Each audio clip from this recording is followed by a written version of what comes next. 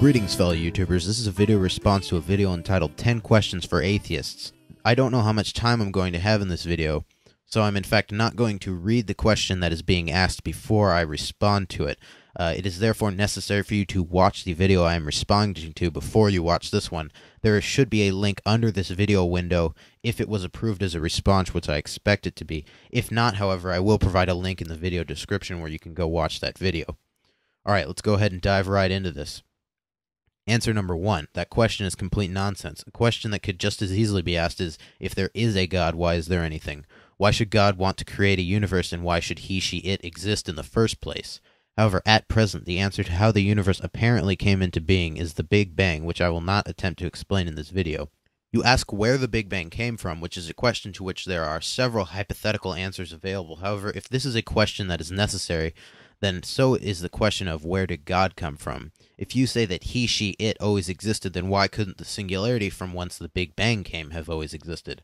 However, even without a scientific answer to the question of from where the universe came, the answer of God did it explains nothing and is based purely on ignorance. Also, you say nothing can be uncaused. If this is so, then what is God's cause? You say that the question should not be asked because God by definition is self-existent. Well then, why can't the universe be self-existent? To say that God existed without time is to say that he, she, it couldn't do anything, since lack of time necessitates lack of change and therefore a lack of action. Answer 2. There have been numerous experiments to show that the building blocks of life can arise strictly from natural processes. I will link to these, yet once again I feel I must mention that God did it explains nothing and is still based on a lack of understanding of the physical world. We resort to the supernatural when we fail to understand the natural. It is a practice that is as old as mankind and is as intellectually void today as it was when the Bible was written. Answer 3. Irreducible complexity is an interesting topic. In my opinion, it can't be addressed unless a specific example of something that supposedly is irreducibly complex is identified, and the example that you use is a wing. This is one of the poorer examples, and there are in fact no good ones. It is easy to see how a half-developed wing can be useful to an organism since we observe animals with partial wings today and they have the distinct advantage of being able to glide. I will also provide some links in the video description that go into more depth on the evolution of the wing. This is of course not a question for atheists, it's a question for scientists. Question 4. This question demonstrates a vast misunderstanding of the data. I would recommend that you do not receive your information from either Ann Coulter, the Discovery Institute, or Answers in Genesis. First of all, saying that everything that happened during the Cambrian explosion happened at one time misrepresents the fact that the Cambrian explosion took place over 50 million years. That's 5 with 7 zeros after it. Granted, in the scale of geologic time, it is relatively short, but it is still 50 million years, no matter how you state it.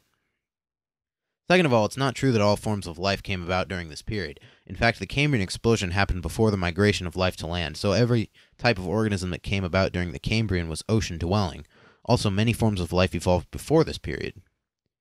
Stephen Jay Gould was of course speaking only of his theory of punctuated equilibrium when he made that statement, and presenting it in any other context is exceedingly misleading. There are many examples of transitional fossils, links provided, but Gould's theory seeks to explain why evolution appears to happen rapidly, remember the term rapid should be viewed in a geologic sense, and then remain fairly stagnant for a period of time. In short, it has to do with geographic isolation allowing for a small group of organisms to establish a new population, and within this group genetic variation is less likely to be dissolved throughout a larger group and will manifest itself more prominently. The theory works within the framework of evolutionary theory, and it's not a contradiction at all. There exist debates within the scientific community as to how evolution happened, yet virtually all of the scientists involved in these debates are very clear that it did in fact happen. Answer 5.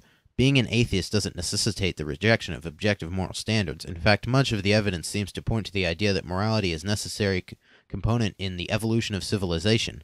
No one suggests that man is the result of mere chance. In fact, evolution is based off the operation of laws within our universe. It is much more appropriate to describe evolution as deterministic than it is to say that it is random.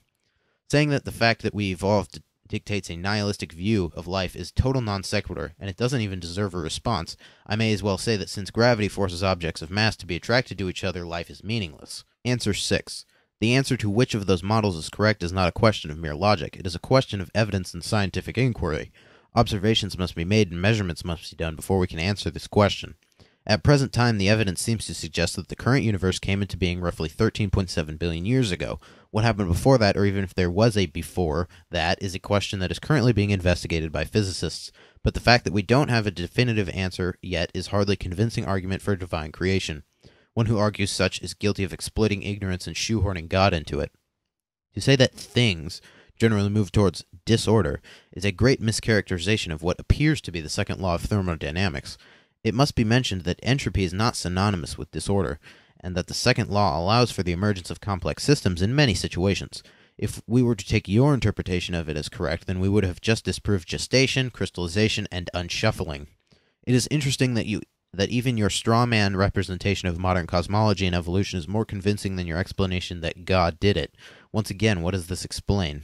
8. Without possibly trespassing into the realm of ad hominem attacks, I feel it necessary to point out here that you show your complete and utter ignorance of biology in an uncontroversial way here. You mention the information and nucleus of the simplest cells. The simplest cells, of course, don't have nuclei. And even the simplest cells that exist today, of course, weren't the same as the first forms of life.